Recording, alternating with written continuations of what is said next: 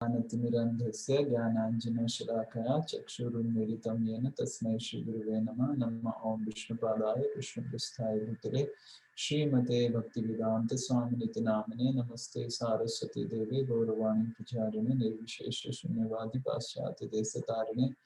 जय श्री कृष्ण चैतन्य प्रभु नित्यानंद श्री अद्वैत गदाधर शिवासादि गौर भक्तवृंद। हरे कृष्ण कृष्ण कृष्ण हरे हरे, हरे राम राम राम हरे हरे।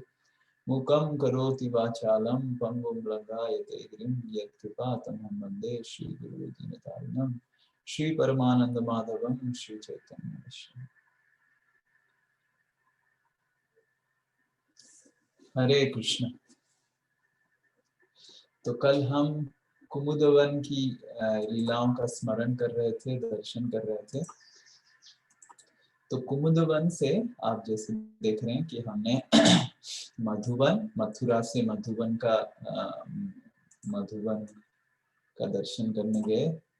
फिर मथुरा, इधर मथुरा था, मथुरा से मधुबन, मधुबन से हमने तालवन, तालवन से हम कुमुदवन, और कुमुदवन से चल के कुमुदवन और बहुलवन के बीच में ये जगह है जिसका नाम है शांतनु ग्राम या फिर शांतनु कुंड भी इधर है। आगे जाएंगे देखेंगे तो ये है शांतनु कुंड, और आगे जाएंगे तो इधर बहुलावन आता है। तो ये शांतनु कुंड जो है ये बहुलावन और कुमुदवन की बीचों बीच स्थित है। तो शांतनु कुंड में लीला ऐसे हुआ था कि शांतनु, महाराज शांतनु जो सत्यवती की, गंगा देवी की पति देव हैं, राजा, महाराज हस्तिनापुर के राजा थे। तो वो इधर तपस्या किए थे, बहुत सालों के तपस्या किए थे पुत्र की अभिलाषा से। और पुत्र की अभिलाषा से तपस्या किए थे। तो भगवान जब दर्शन दिए थे तो वो भगवान को मांगे कि मेरे को बलराम जी की तरह पुत्र चाहिए। तो भगवान बोले बलराम जी की तरह कैसे पुत्र थे, बलराम जी तो यूनिक हैं, उनकी समान तो कोई नहीं हो सकता है। क्योंकि वेद में, शास्त्र में, भगवत गीता में बताते हैं कि भगवान असम अऊर्ध्व है, भगवान के समान कोई नहीं हो सकता है, भगवान से ऊंचा कोई नहीं हो सकता है शक्ति में। पर भगवान शांतनु महाराज को आशीर्वाद किए कि जरूर आपका एक पुत्र होगा, वो बहुत ही प्रतापशाली होगा, प्रभावशाली होगा। और उसी तरह भीष्मदेव का जन्म हुआ। दयायु करके एक वसु थे, अष्ट वसु जो होते हैं उसमें से एक जो लीडर थे दयायु करके, वो एक बार वशिष्ठ मुनि की गाय को, सुरभि गाय को चोरी कर लिए। क्योंकि वशिष्ठ मुनि की जो गाय थी, धेनु थी, बहुत उनको घी माखन सब कुछ प्रोवाइड करती थी, और वो कामधेनु थी, जो भी कामना आपका है सब कुछ मिल जाएगा। तो ये वशिष्ठ मुनि की गाय को ये अष्टवसु मिलके और उनकी जो लीडर है वो चोरी कर लिए थे। तो वही अष्टवसु के जो वशिष्ठ मुनि ये 8 वसुओं को श्रापित कर दिए थे कि आप स्वर्ग लोक से नीचे गिर के पृथ्वी लोक में पैदा होंगे। तो ये 8 वसु शांतनु महाराज और गंगा देवी की 8 पुत्र हुए, जिनमें से भीष्म पितामह अंतिम पुत्र हुए। और क्योंकि 8 जो मेन प्रमुख वसु थे, दयायु जो चोरी एक्चुअली किए थे गायों का, तो वो भीष्म पितामह हुए थे और उनको ज्यादा सजा मिला, ज्यादा दिन पृथ्वी में रहना पड़ा। और बाकी जो 7 वसुएं हैं वो तुरंत, आपको कहानी पता होगा कि गंगा देवी और शांतनु महाराज का विवाह के बाद गंगा देवी बोली थी कि कुछ भी संतान होगा, कुछ भी मैं करूंगा, आपको उसके ऊपर कुछ भी रोक टोक नहीं करना, और जिस दिन रोक टोक करेंगे मैं चली जाऊंगी। तो गंगा देवी एक एक संतान उत्पन्न करती थी और उसको बहा देती थी। तो शांतनु महाराज डर के मारे कुछ भी नहीं बोलते थे। 7 पुत्र होने के बाद जब अष्टम पुत्र को बहाने लग गए, शांतनु महाराज बोले कि ये पुत्र मैं बहाने नहीं दूंगी। तो जैसे ही बोले, गंगा देवी तुरंत अदृश्य हो गई और बोली कि मैं तो ऐसे ही बोला था, आप रोक टोक नहीं लगाएंगे, और ये पुत्र का नाम देवदत्त होगा और ये बहुत ही प्रभावशाली होगा।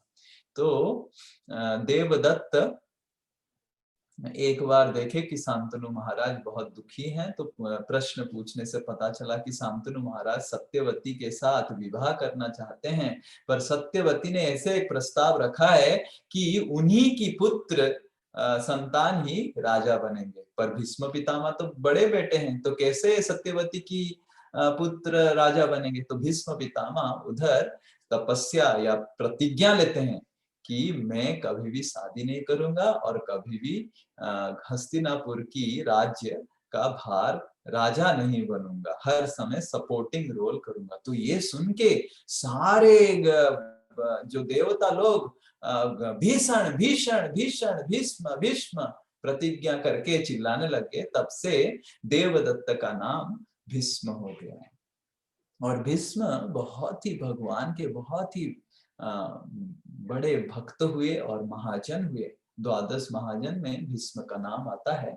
और कल से जो भीष्म पंचक चालू होने वाला है, भीष्म पंचक, भीष्म देव ही ये पंचक प्रथम पहली बार किए थे। 5 दिन तक खूब तपस्या किए थे, कार्तिक महीने का 5 दिन में, और हर दिन अलग अलग तपस्या करते थे भीष्म देव। जैसे भीष्म देव 5 दिन में एक पहला दिन में केवल थोड़ा सा गोबर सेवन करके तपस्या किए थे, और दूसरे दिन थोड़ा सा गोमूत्र, तीसरे दिन थोड़ा सा दूध, चौथे दिन थोड़ा सा दही, और 5वें दिन सबसे थोड़ा थोड़ा लेके, इसी तरह 5 दिन के इतना भीषण तपस्या किए थे, और जिससे वो कृष्ण को प्रसन्न किए थे और कृष्ण का दर्शन उनको मिला था और कृष्ण का कृपा मिला था। तो ये हम कहानी भागवत में पढ़ रहे हैं। एक बार क्लास भी लिए थे भीष्म पितामह की प्रार्थनाओं के बारे में। तो ये कल से ये भीष्म पंचक चालू हो रहा है, जो अंतिम 5 दिन है कार्तिक महीने में। ये हमारा जो कार्तिक व्रत है, ये 5 दिन में हम और थोड़ा एक्स्ट्रा भक्ति कर सकते हैं। और कार्तिक व्रत जो हमने लिया है उसका उद्यापन अंतिम दिन पूर्णिमा की तिथि में होता है। तो या फिर कोई तो चतुर्मास का व्रत करते हैं, तो वो भी पूर्णिमा की तिथि में वो भी उद्यापन करते हैं। कोई सिर्फ कार्तिक मास का व्रत करता है, कोई पूरा चतुर्मास का व्रत लिया हुआ है। पर जो भी जैसे भी व्रत लिया है, ये अंतिम दिन में, भीष्म पंचक के अंतिम दिन में सब व्रत की उद्यापना करते हैं। और व्रत की उद्यापना का शैली वैदिक सभ्यता में हमारे शास्त्र के अनुसार दान करना और वैष्णव का भोजन करवाना, या फिर भगवान का एक्स्ट्रा नाम लेना, इस तरह कुछ पूजा करवाना, ये तरह करके दान का वो करते हैं, संकल्प का उद्यापन करते हैं और भगवान से प्रार्थना करते हैं कि मैंने जो संकल्प लिया, व्रत किया, उसका फल मेरे को और मेरे जो परिवार वर्गों को मिले। तो ये भीष्म पंचक की महत्व है। और शांतनु कुंड के पास ही शांतनु महाराज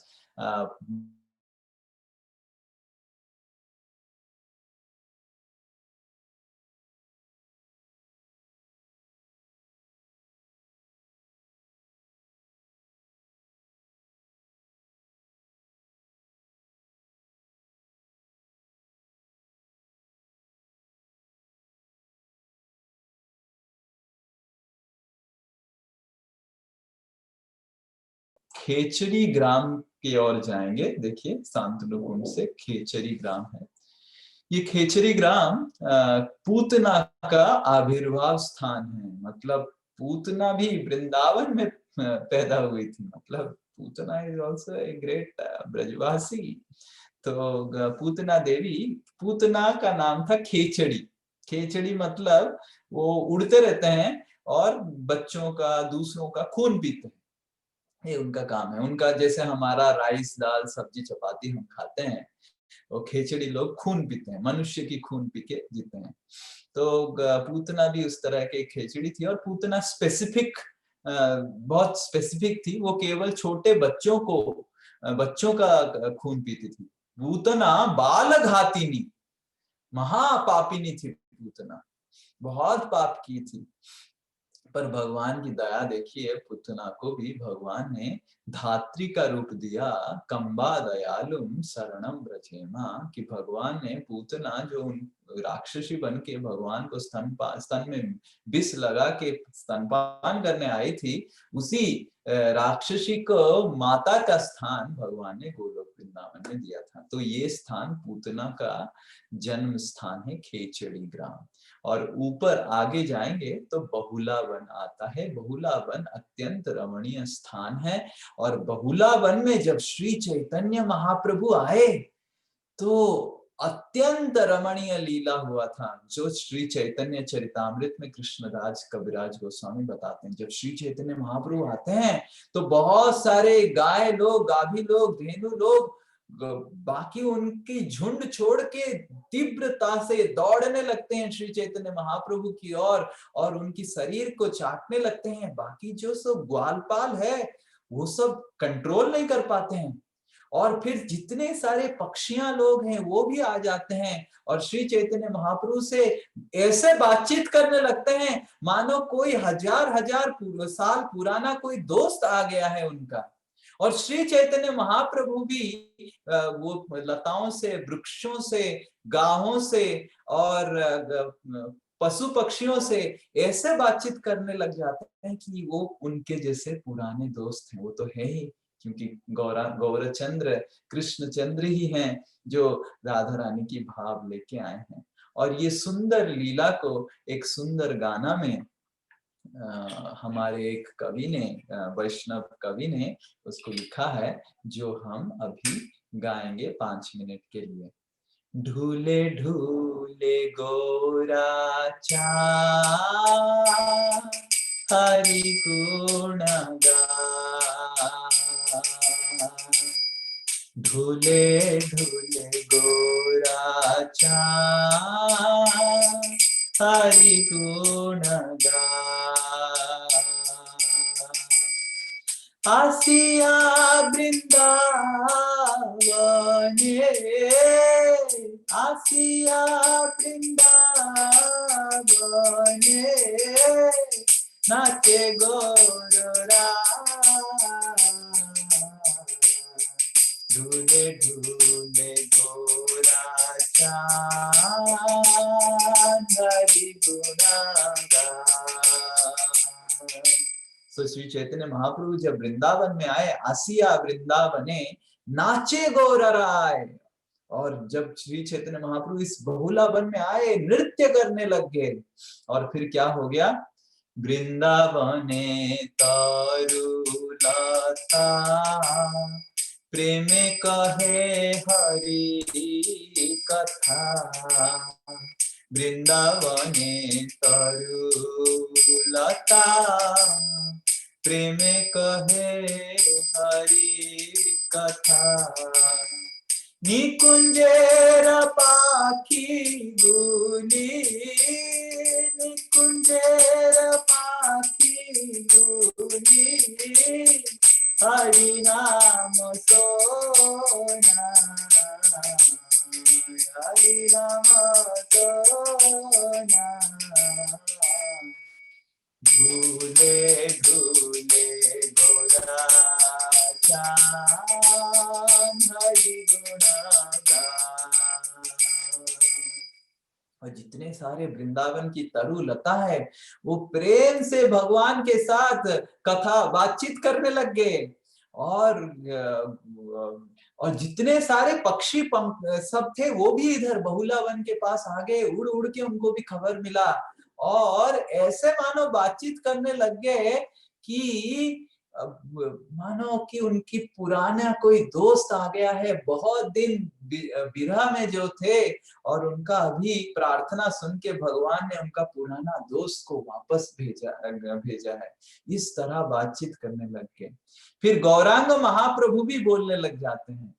गौरा बोले हरि हरि, सारी बोले हरि हरि, गौरा बोले हरि हरि, सारी बोले हरि हरि, मुखे मुखे सुख सारी, मुखे मुखे सुख सारी, हरि नाम गाय,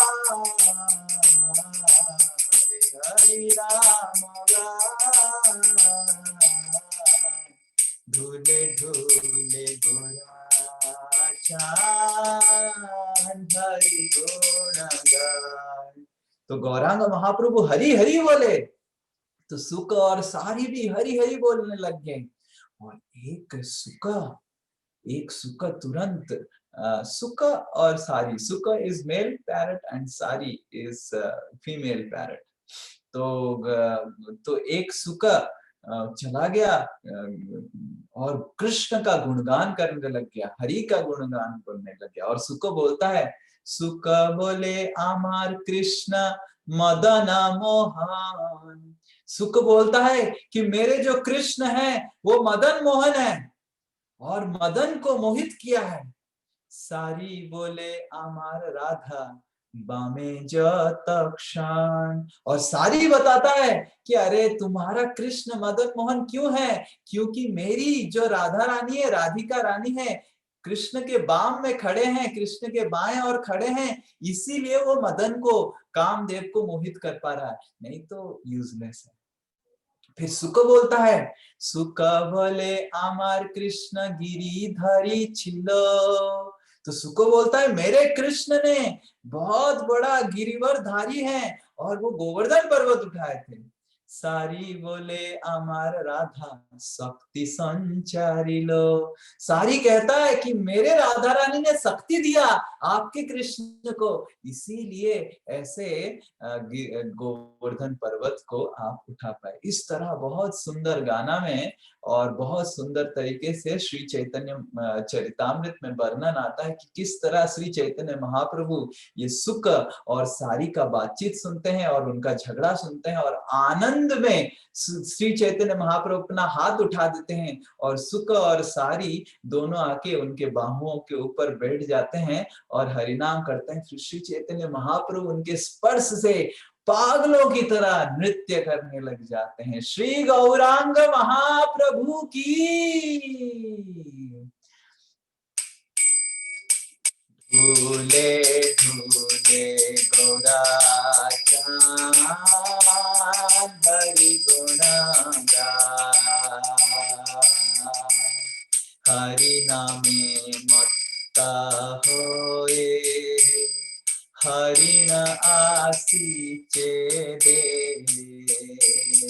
हरि नामे मत्ता होए, हरिण आसीचे दे, मयूर मयूरी के में, मयूर मयूरी के में, नाचिया के ना, नाचिया के ना, झूले झूले गोरा चांद, हरि गुण गाय। तो हरि नाम में मत्त होके एक हरिण आया, बहुत सारे हरिण लोग भी आ गए, उनको भी खबर मिल गया कि कृष्ण चंद्र आए हैं दूसरे रूप में, अवतार में। तो वो भी दौड़ के आके गौरांग महाप्रभु की शरीर को चाटने लग गए और नृत्य करने लगे और मयूर और मयूरी भी दौड़ के आके जितने सारे मयूर है सब नृत्य करने लगे, मानो ऐसे सारे वृंदावन की पशु और पक्षी सब बहुलावन में आ गए थे। और बीच में श्री चैतन्य महाप्रभु और चारों ओर जितने सारे पशु पक्षी सब नृत्य कर रहे हैं। ये दृश्य अद्भुत, रोमांचक, उल्लासपूर्ण दृश्य दर्शन श्री चैतन्य महाप्रभु ने ये लीला बहुलावन में किया है। प्राणे हरि ध्याने हरि, हरि बोलो बदन भंगी। प्राणे हरि ध्याने हरि, हरि बोलो बदन भंगी। हरि नाम गे गे, हरि नाम गे रस गे ले जा, रस गे ले जा। तो इस तरह श्री चैतन्य महाप्रभु जब नृत्य किए सेंटर में, बाकी सारे पशु पक्षी बाहर नृत्य कर रहे थे। श्री चैतन्य महाप्रभु जोर जोर से हरिनाम कर रहे थे और ये पशु पक्षी भी खड़े होके जोर जोर से बदन भर के हरिनाम कर रहे थे। और पूरा बहुला वन की जो वन था गूंज रहा था हरिनाम से श्री चैतन्य महाप्रभु और सारे पशु पक्षी का। और जब पशु पक्षी जितने सारे मयूर और हरिण सब वो सब नृत्य करके जब हरिनाम करने लग गए, तो श्री चैतन्य महाप्रभु वो आवाज सुन के मूर्छित होके गिर गए। आसिया जमुना कूले, नाचे हरि हरि बोले। आसिया जमुना कूले, नाचे हरि हरि बोले। जमुना उठलो ऐसे, जमुना उठलो ऐसे, चरण धोआ, चरण धोआ। झूले झूले गोरा हरि गुण गा, झूले झूले गोरा हरि गुण गा। और जब श्री चैतन्य महाप्रभु से मूर्छित हो गए, बलभद्र भट्टाचार्य उनके ऊपर पानी छिड़कने लग गए और श्री चैतन्य महाप्रभु उठ के जमुना की ओर दौड़ दौड़ के नृत्य करते हुए निकल गए। और जमुना देवी जब देखे कि गौरचंद्र इतने उन्माद से दौड़ के आ रहे हैं, जमुना देवी भी उल्लास से उनकी जल को श्री चैतन्य महाप्रभु की चरण को धोने के लिए प्रवाहित हो गए। तो ये लीला बहुला वन के पास हुआ है, जिनका आज हम दर्शन कर रहे हैं। तो बहुला वन में और एक भी बहुत सुंदर लीला हुआ था, जहाँ पे बहुला करके एक गाय को एक बार एक शेर ने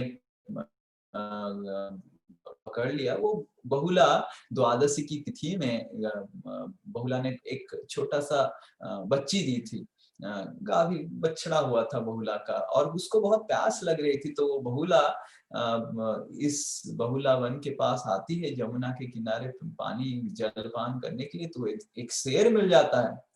तो वो शेर बहुला को बोलती है कि मैं तो तुमको आज मार दूंगा। देखिए, हमने वृंदावन में कहानी सुना है कि वृंदावन में शेर लोग आक्रमण नहीं करते, पर ये शेर स्पेशल शेर था। तो फिर बहुला फिर बोलती है, मैं तो अभी बछड़ा दिया हूँ, उसको तो दूध पिला के मैं आता हूँ। तो शेर बोलता है, अरे तुम क्या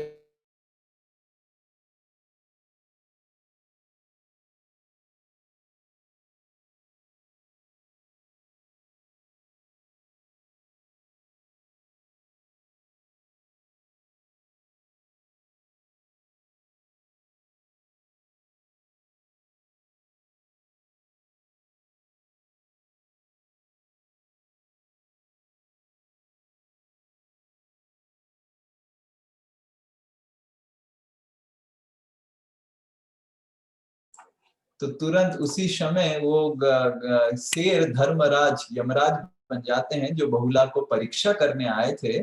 और कृष्ण वो गाय को आशीर्वाद करते हैं, और ये बहुला कृष्ण की नित्य संगिनी एक गोपी की तरह बन जाती है। तो ये जो लीला है ये बहुला वन में हुआ था, बहुला अष्टमी के दिन, जिस दिन राधा कुंड श्याम कुंड का भी आविर्भाव हुआ था। तो ये बहुला वन की लीला है, जहाँ पे भगवान ने बहुला गाय को उद्धार किया था, और बहुला गाय का परीक्षा हुआ था, और ऑनेस्टी, बहुला गाय ने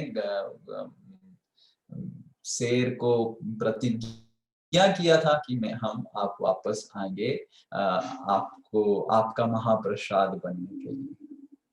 तो यहाँ पे हम प्रार्थना कर सकते हैं कि श्री चैतन्य महाप्रभु को, जिस तरह श्री चैतन्य महाप्रभु उन्माद और उल्लास से हरि नाम कर रहे हैं बहुला वन में, तो हम भी उस तरह भगवान का नाम लें। और भगवान का नाम लेने के लिए हमको भी बहुला देवी की तरह हृदय को शुद्ध करना पड़ेगा। हमारे हृदय में इतने कलमश हैं, और जिसके वजह से our heart is not a open book. We have so much of secrets in our heart, and we are not honest. हम बोलते कुछ हैं, सोचते कुछ हैं, करते कुछ और हैं, and उसके वजह से कृष्ण का कृपा हमको नहीं मिल रहा है। इसीलिए कृष्ण कृपा केवल सताम, सताम मतलब सत्यवान व्यक्तियों को मिलता है। धर्म का प्रथम और मुख्य जो नींव है, जो दंड है, वो सत्य,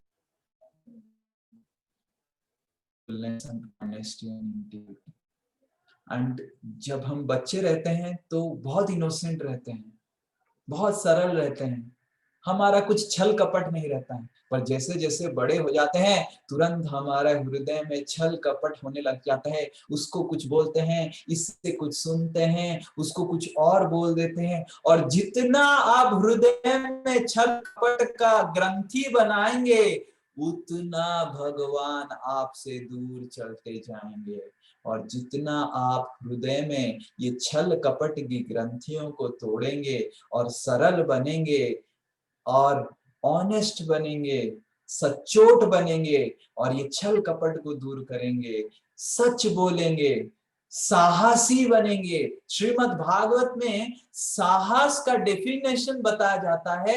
who is a courageous person is one who has the courage to tell the truth, to tell what is in his heart. हमको हर वक्त डर लगता है कि बाप रे, मेरे हृदय में कैसे, और हृदय को हम अपने आप को बहुत जटिल बना देते हैं, बहुत कुछ सोचते हैं और कुछ और बोलते हैं ताकि हमको कुछ फायदा मिल पाए। तो if we keep agendas in our heart, then Krishna will never reveal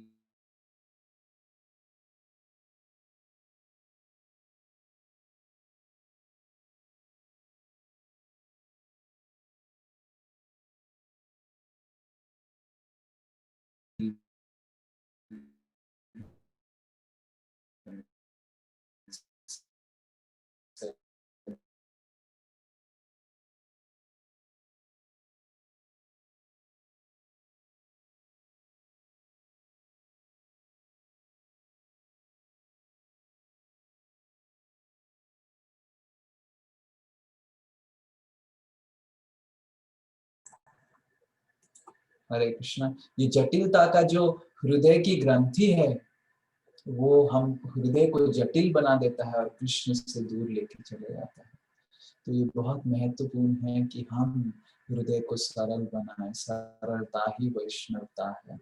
और सचोट बने, सच बोलें, सच बनने का साहस रखें, और किसी के साथ रिश्ता ना जोड़ें कुछ एजेंडा के लिए,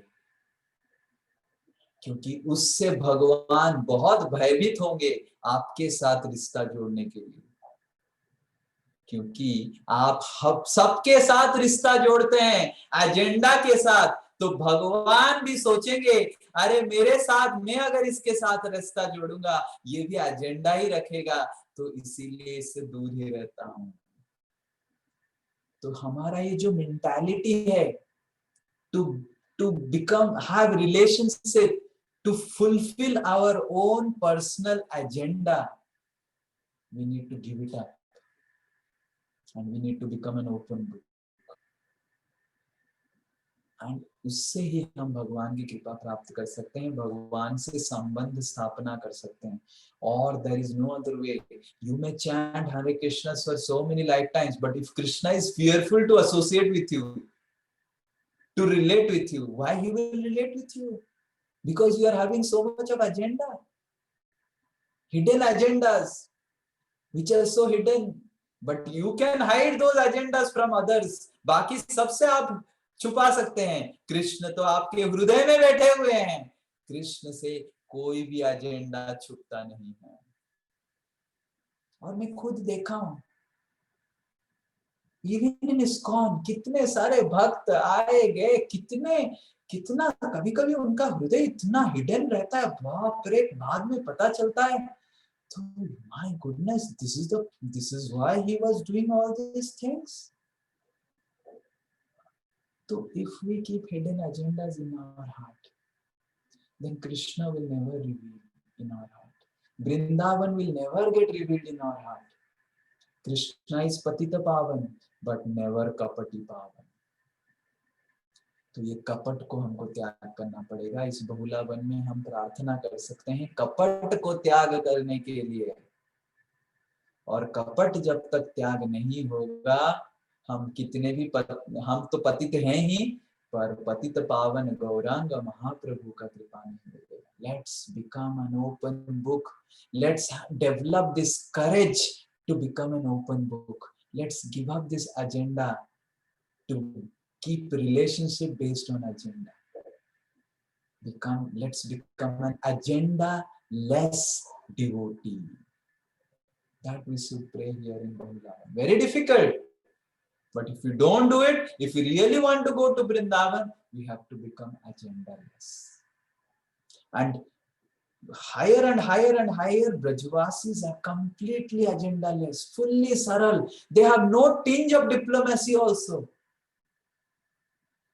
लाइक भागवतम से आचार्यगण हमारे बताते हैं, वसुदेव को जब नंद महाराज मिलने आते हैं, जब पूतना आक्रमण करता है, उस समय वसुदेव डिप्लोमेटिकली कृष्ण को, नंद महाराज को पूछते हैं कृष्ण के बारे में, और उस समय हमारे आचार्यगण टिप्पणी में लिखते हैं, इस तरह मथुरा और द्वारका वासियों में अंतर है ब्रजवासियों से।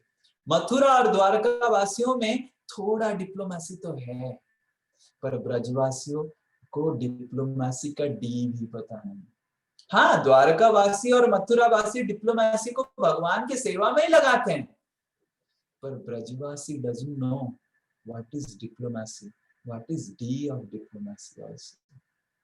So if you really want to enter Vrindavan, you have to give up this diplomatic behavior, duplicitous behavior, and become an open book. A Brajavasi is a billionaire of heart.